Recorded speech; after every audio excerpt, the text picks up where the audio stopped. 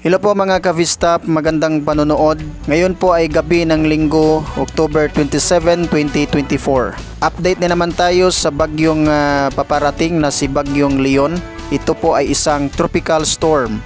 Si Bagyong Leon ay namataan 1,075 kilometers east of Central Luzon. Ito ay may maximum sustained winds na umabot sa 65 kilometers per hour near the center. Ito naman ay may bugso na umabot sa 80 kilometers per hour and the central pressure of 994 HPA.